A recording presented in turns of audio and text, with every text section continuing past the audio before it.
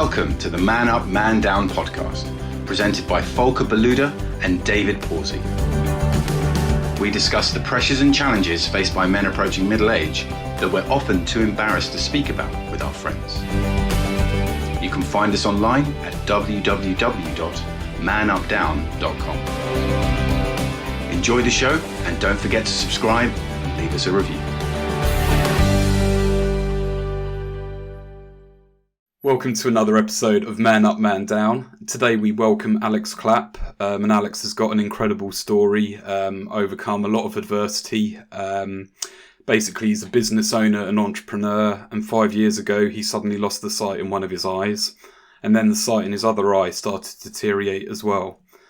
Unsurprisingly, Alex's mental health took a huge dip during this time, and he started using alcohol to mask how he was feeling and how to cope, because he found it impossible to open up to anyone about how he was feeling.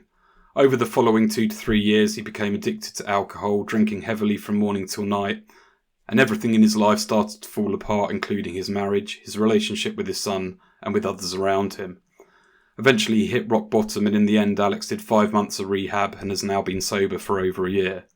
He has rebuilt the relationship with his son, and he has started a new business venture called Claritee Group, which hosts alcohol-free corporate events and alcohol-free nights across the northwest of England.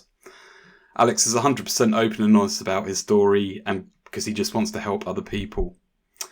So, thanks for joining us, Alex. As I say, a lot there to sort of get through and talk about. But I mean, to start with, thanks for coming on the podcast. I sort of glossed over a few points there. Yeah, honestly, totally my pleasure. And I'm a complete open book because I've got a passion for taking my own personal journey and trying to just help others or allow others to realise that there is another way. There is another way, and that we have choices to make along the way, no matter what's going on in our lives. And sometimes it's the harder choice. The harder choice is to do something about it or to face that real fear, and to be able to, face what is you perceive to be the scariest thing. But however, a thought or a feeling don't kill you. What I was doing, ultimately would have seen me dead. And, I think you said I was just over a year, but I've just got to the stage of 2 years clean and sober now. Congratulations.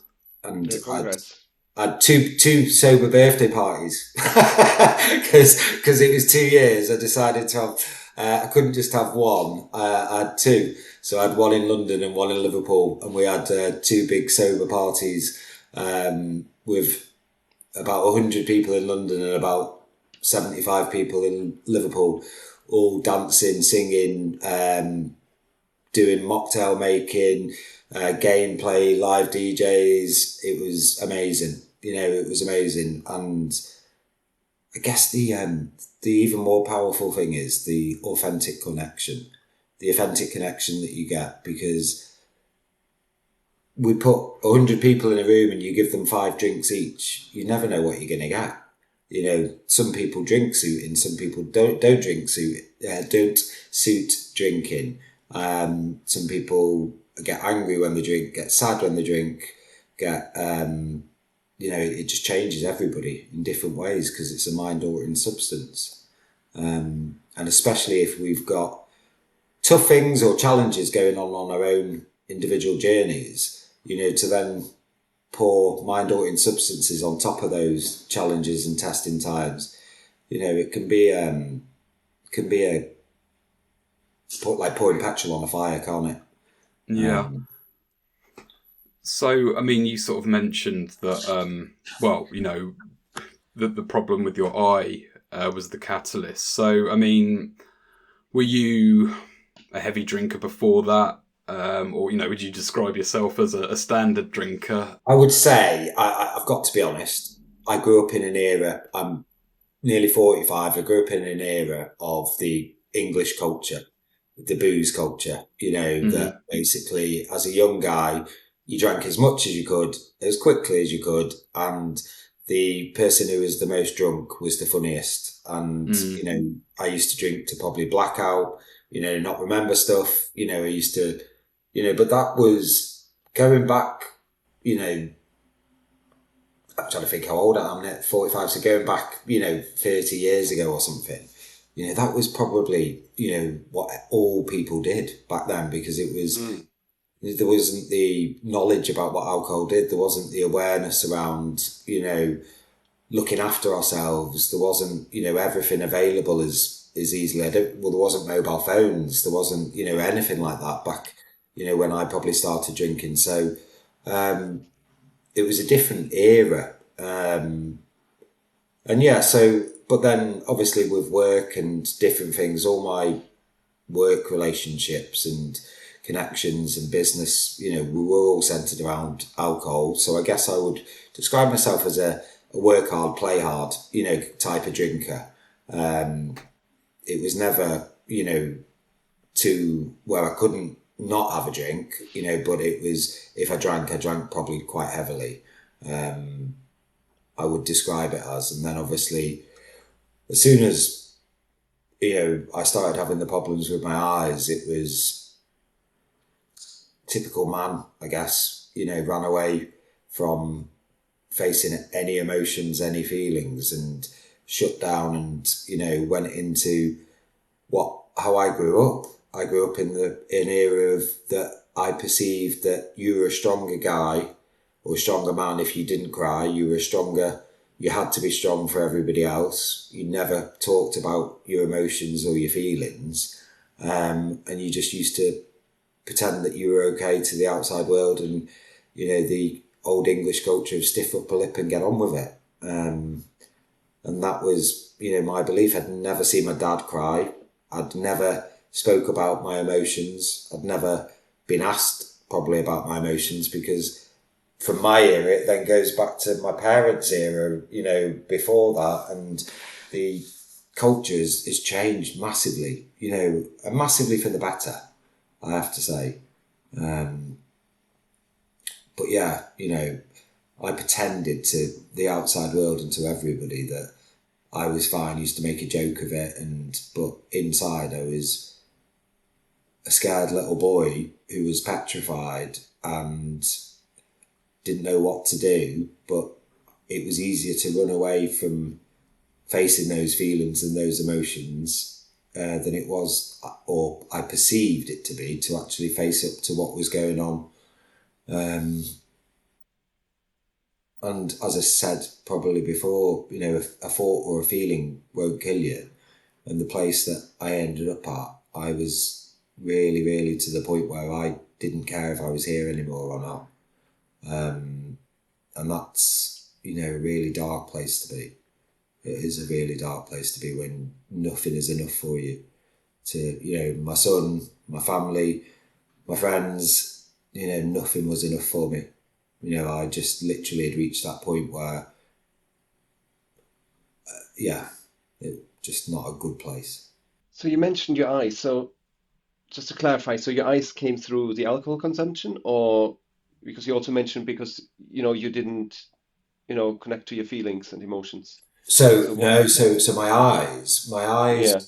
is an unknown cause. Okay. It's still unknown. So basically I started having these problems probably about 6 years ago now. And I've been to London, Liverpool, Manchester.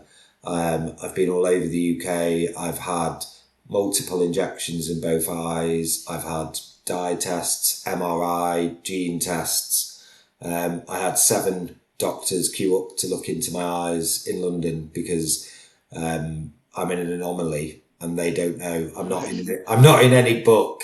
I'm not in any book. So there's no, so I'm different because there's no diagnosis. Yeah. I've got a bit of everything, that's going on. It's not just one thing or another thing. Right. So, and I had some laser stuff and all sorts, and I've lost the sight, 95% sight in my left eye now. And about 2.5 years ago, my right eye started really deteriorating as well. And I had to start beginning to prepare myself for going blind effectively. Yeah. I started to have software installed on my computer, started to have voice recognition put on my phone, and I was, beginning to sort of almost try and start to imagine what life was going to be like, not being able to see. And that was a really scary place. Having had, vision for 40 odd years, to then having lost the sight in one eye, to then not being able to read messages, emails, texts, not being able to see, people, see what food I was eating. It was an horrendous place. But obviously I chose to not speak about how I was feeling, pretend to all my family, my friends, everybody else that I was absolutely fine. Used to make a joke of it and, sit at home on my own, self-medicating with alcohol, because that was the easier option. It was easier to, or so I thought. So I thought it was easier to run away from my emotions and my feelings than it was to face them, and the alcohol just numbed the pain. But the problem was, the more that I used alcohol to numb the pain, the more I needed alcohol, became dependent, and then it got worse. And like anybody who's ever looked into addiction knows that it's a progressive illness, and sadly once you go past the point of no return, it is progressive, and it gets worse. And I reached the stage where I was drinking bottles of vodka from first thing in the morning, a bottle of vodka throughout the day, 3-4 bottles of wine. It was just continuous. Just a glass of vodka, to be honest. I don't like that stuff. Whole bottle. Wine, I get it, but that's kind of my vice. But no, that's so you were seriously addicted, right? That's serious, yeah. I was Yeah. literally, I would Right. drink a bottle. I was drinking vodka straight from a bottle, and Wow. I was drinking that from first thing when I got up in the morning. And I would continually be sipping on that all throughout the day, as well as drinking wine. I was properly addicted, So properly dependent. And were you still running a business at this point? Yeah. Wow. Yeah. So, How did you manage that?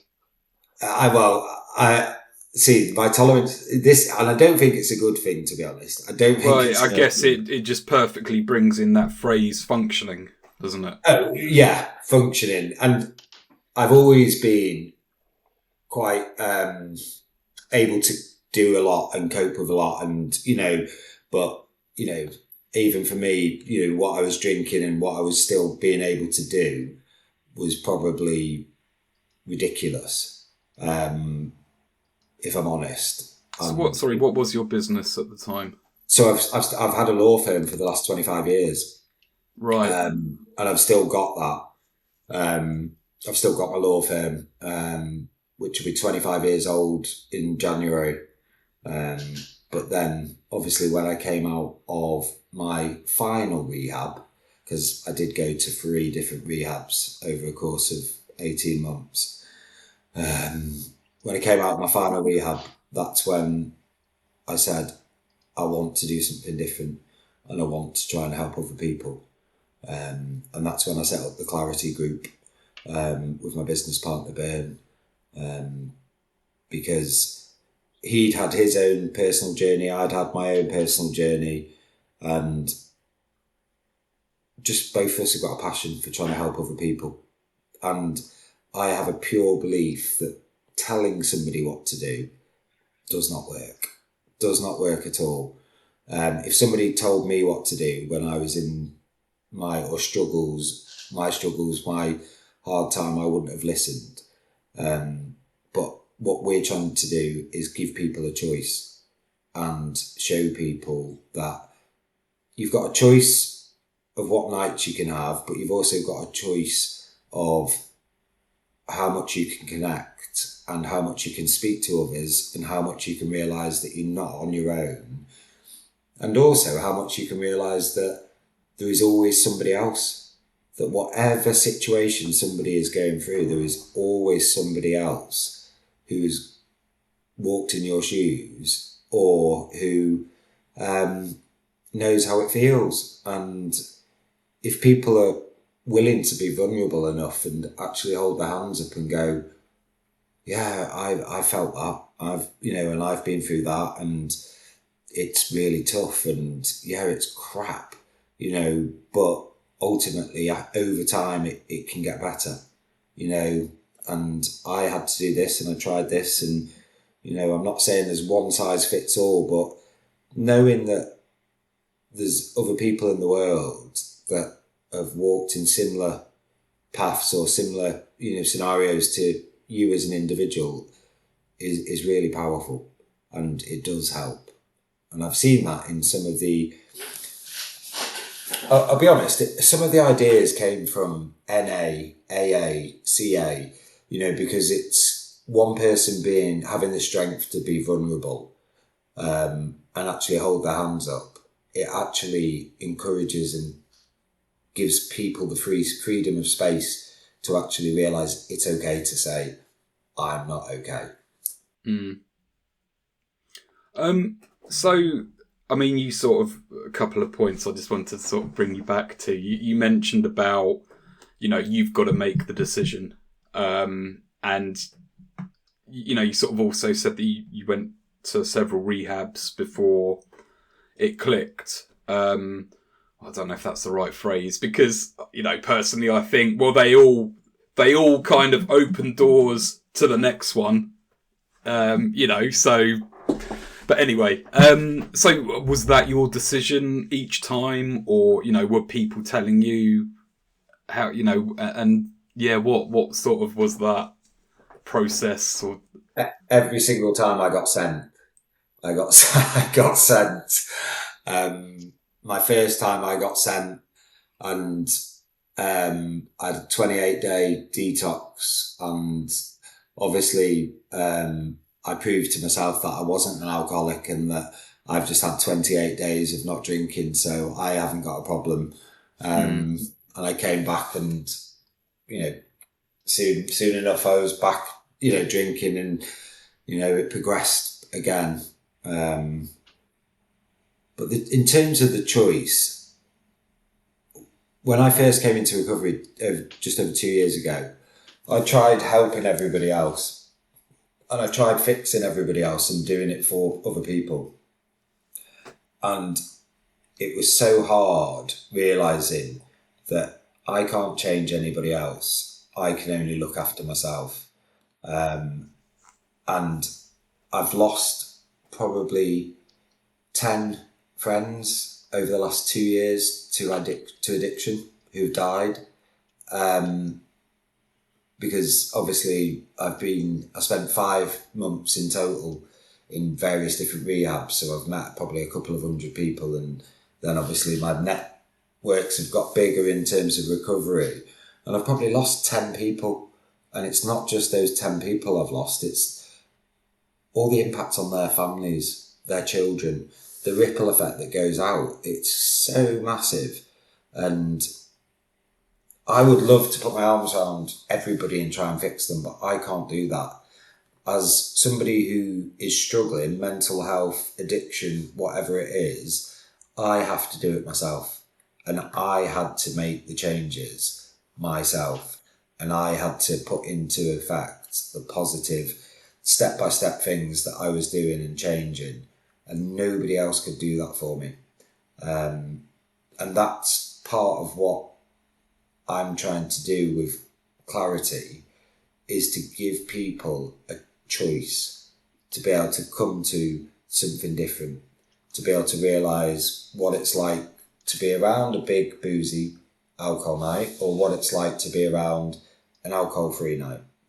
And then you've got a choice as to what suits you and what works for you. And obviously for people in recovery, they know it's a complete and utter safe space where they can come to and they're not going to have other people drinking, and they're not going to have any temptation, because everybody there is on the same level, and everybody there is during that period, at least, abstaining from any mind-altering substance. You mentioned about the culture that you grew up in. I think, even, coming from Germany, I don't think, at least the culture I grew up in wasn't too dissimilar in terms of, I started drinking probably when I was 15. Yeah. I don't know when I had my first blackout, 16, 17 maybe, you know. You never forget your first blackout. No, you don't, do you? Um, and yeah, men don't cry, right? Men don't talk. Men don't talk about feelings foremost, right? Because we are tough, right? We're the cool kids.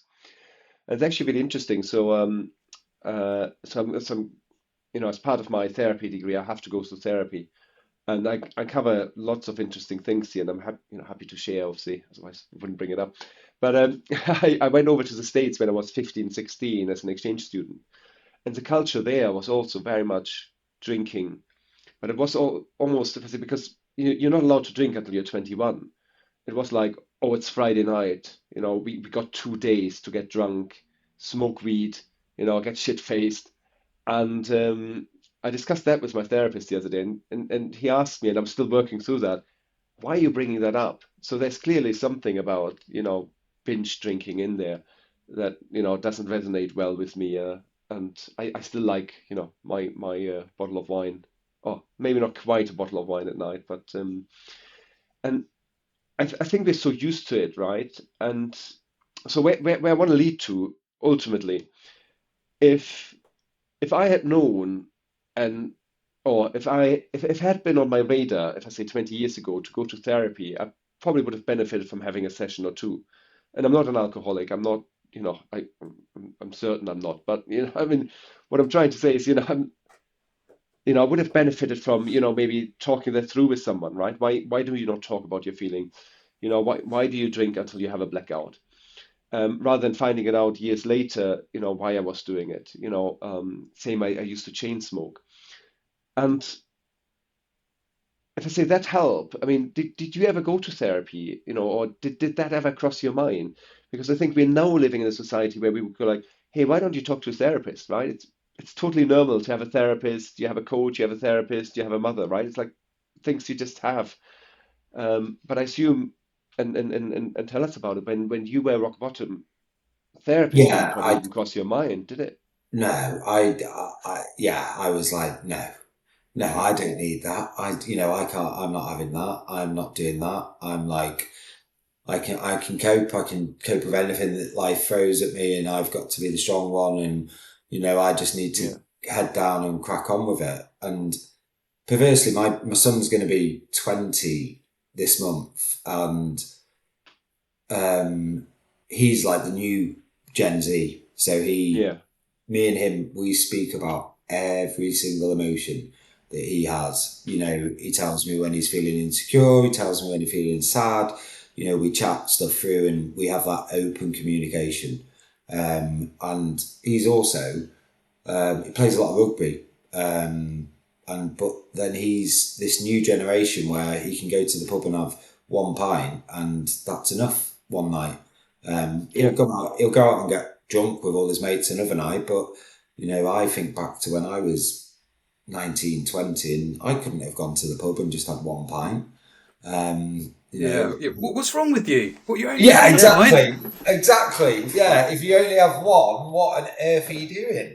You Yeah. got two legs, you have to have 2 pints, you Yeah, know? yeah, exactly. It's like, but I don't know. I mean, I digress a little bit because I think back to it comes from my parents era and the parents before that, and nobody used to speak about emotions, nobody used to speak about feelings, and it's only just beginning to change. So for our era, and probably before that, and probably a little bit after us, there's still a lot where people don't open up and speak openly about how they actually feel and aren't able to say it's okay not to be okay, and still worry about what if they're going to be judged, or if somebody else is, what are they going to think?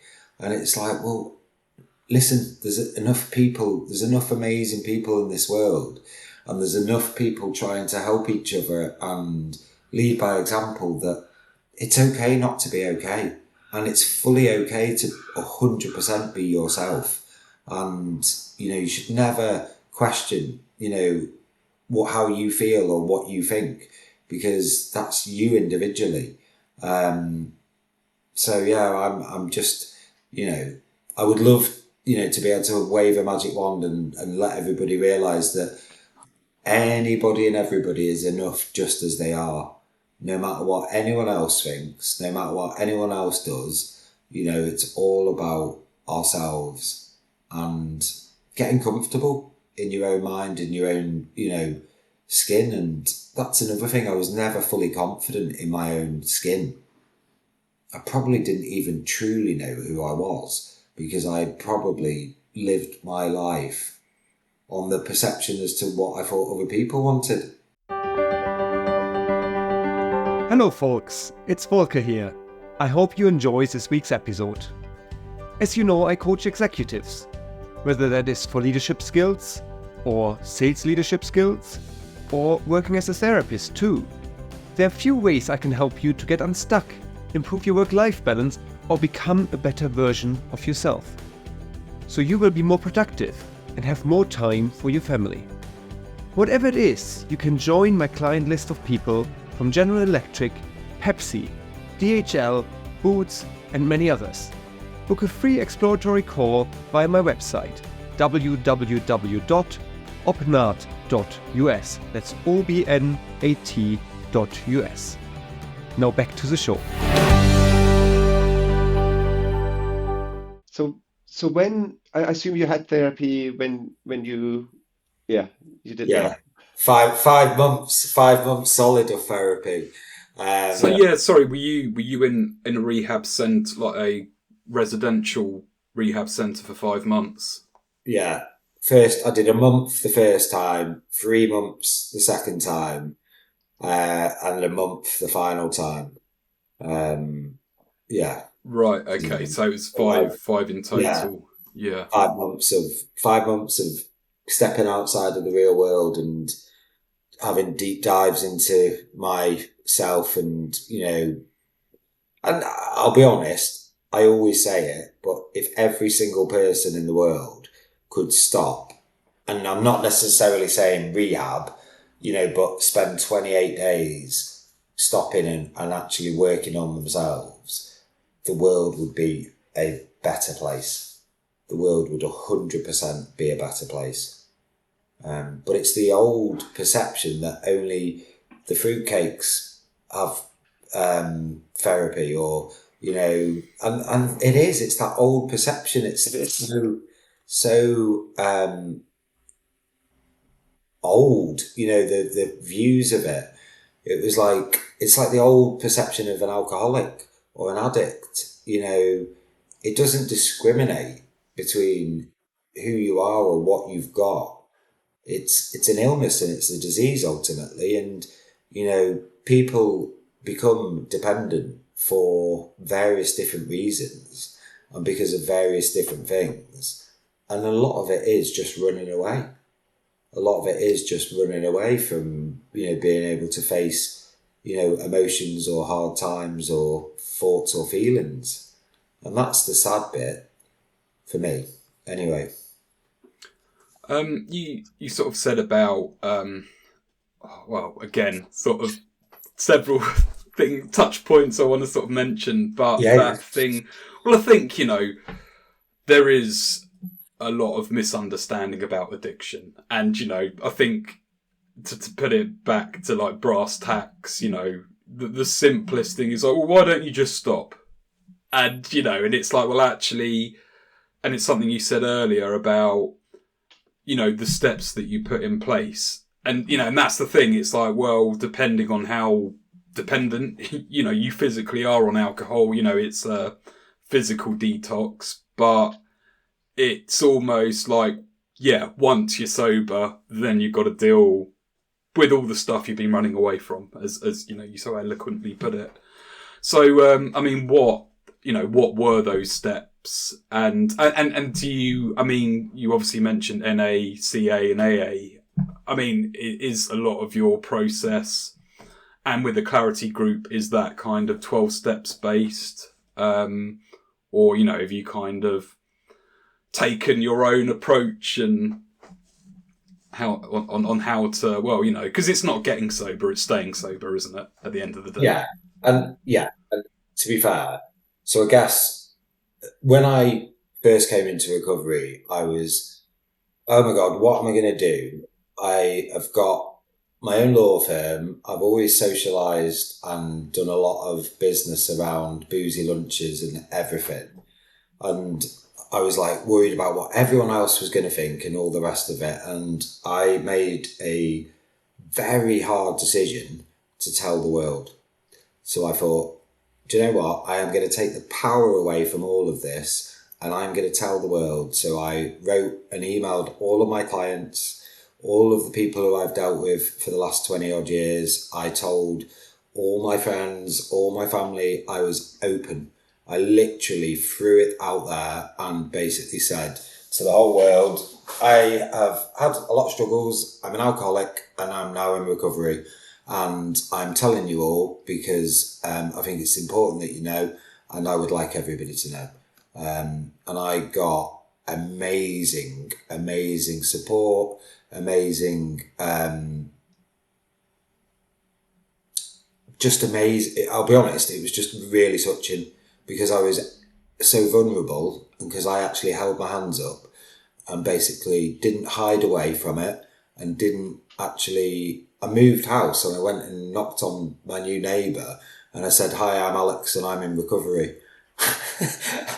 And but do you know what? It sounds bizarre, but then they're not going to invite me round for a drink, are they? You know. I was about to say, what did they say, right? Come in They for said pint. congratulations. They said congratulations. And it was dead nice. It was dead nice because they actually said to me, congratulations, that's amazing. And everybody who I've told has been like, wow, that's really cool. Well done. Well done. Because, you know, everybody used to have that. An alcoholic was somebody on a park bench. And anybody who has actually, and probably, I'll be honest, by me being so open and speaking about it, a lot of my clients came back to me and said, I had a family member, I've got a cousin, I've got a brother, I've got a sister, I've got this, I've got that. And I'm sure they'd never told anybody. They'd never told anybody because they'd all felt shame around it. And it gave them a safe space to actually come back and tell me, you know, and be open. So my vulnerability actually gave others a safe space to be vulnerable and to come back and share. And it's very powerful. But did it take a lot of kahunas to do it? Yeah, it did. Did I battle with it for a little bit thinking, oh my God, what if I lose all my clients? What if I lose all my work? What's everybody going to think? You know, I had that internal battle and I just said to myself, stop it. You know, just do it. Let's do it. Let's basically be vulnerable and, you know, whatever's meant to be will be. And I just did it. I took a step, took a leap of faith and just did it. And it was the best thing I ever did because then, you know, effectively, you know, I was accountable to everybody because if somebody saw me then in the pub, they'd be telling other people. If somebody saw me going into the supermarket buying drink, or, you know, if somebody saw me, you know, doing what I shouldn't be doing, which is going back to, you know, drinking, you know, I would always be accountable to somebody because somebody would find out. What you said about the neighbours, though, I mean, that sort of perfectly, again, sums it up in that, you know, it is a neighbourly thing to be like, welcome to the neighbourhood, here's a bottle of wine. And, you know, and again, it's like, oh, well, it's neighbourly. But again, it's like, you wouldn't you wouldn't go, oh, here's a gram of coke. You know, it is this like substance that, you know, is permeates all parts of society.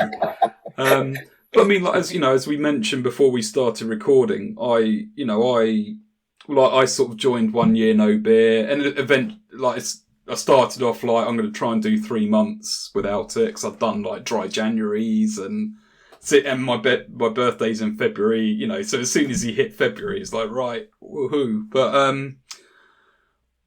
and it was my 40th birthday and all my friends' 40th birthdays as well during that period. But I remember my neighbour, you know, who I used to go round, and, you know, there'd be times where I'd be like, oh, I bet I'll pop round now, because I bet Joy and Tony having a glass of wine. You know, it's like, if I go round now, I'll get a glass of wine.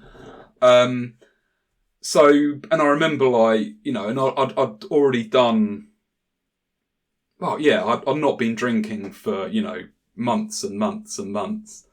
And Tony's like, still like, oh, I got you some beers for your birthday. You know, I'm like, I'm not drinking. Oh, you got to have a beer on your birthday. But it is that, yeah, you know, it is almost like, well, actually, when you put it out, you cut off any sort of awkwardness or, yeah, you know, because it's, I don't know, I guess it's sort of like, oh, why doesn't he want my wine? You know, I don't know, it just causes a strange amount of awkwardness. Yeah, and I continue to do it. So I'll go to lunches and, you know, events, and people will offer me wine at the table, and I always just say, no, thank you, I'm in recovery, I don't drink. Because then the waiter's not going to ask me 5 times. Yeah. They're not going to carry on coming and going, would you like some more wine? And I'm having to go every time. No. I just go make a point of just saying. And that's something I choose to do because I'm comfortable doing it. And I'm not saying everybody, you know, and it's what's right for everybody else. But I guess to your other point, do I do a lot of 12 steps? Personally, no, I don't. I've tried different meetings. I do some online stuff still, but I don't do the 12 steps, and Claritee isn't 12 steps. I do what's right for me and what basically works for me. And obviously, with Claritee, we do a lot of alcohol-free events, and I still like to have a great time just because I don't drink. You know, I like to have a lot of fun. I like to go out, socialise, but I like to do it in a safe environment for me, and I like to do it around authentic people that haven't had alcohol or drugs, and, you know, that you can have a decent conversation with, that you can have a dance with no judgment. Because what you find about all our nights is, if somebody walks in with pink hair, nobody even blinks an eyelid, you know. But then if you go to a pub and somebody walks in with pink hair, everybody turns around because they've had 4 or 5 pints, and then they start going, oh, look, they've got pink hair. And it's like, well, so what if they've got pink hair? If that's what they want, let them, if they're happy. What's it got to do with you? You know, if I could literally go to one of our nights dressed up in fancy dress and nobody would say anything, you know, and that's the lovely thing. People might give me some, take the mickey a little bit, but it'd be fun.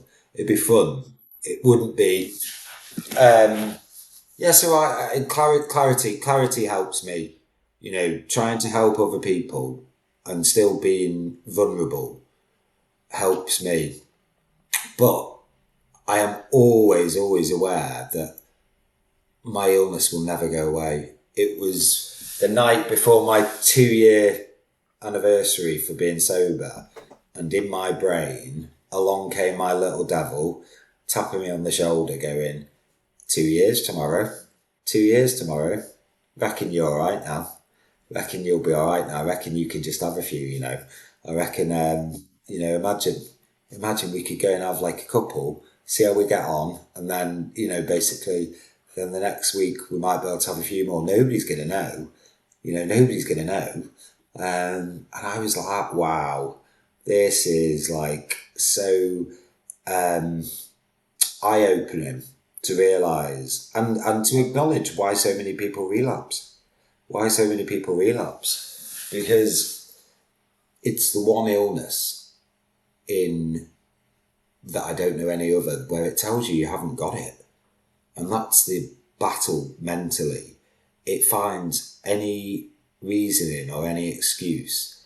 Just like when I first went into rehab, it told me that because I'd done 28 days, I'm not an alcoholic. I've done 28 days of abstinence. So I'm not an alcoholic, so it's okay. And it's like bizarre. I find it bizarre. But it's a challenge for me as well. And I do like a challenge. And it's a challenge of learning how to deal with your brain, deal with those thoughts and the feelings that come, because I can't choose what thoughts or feelings come into my brain.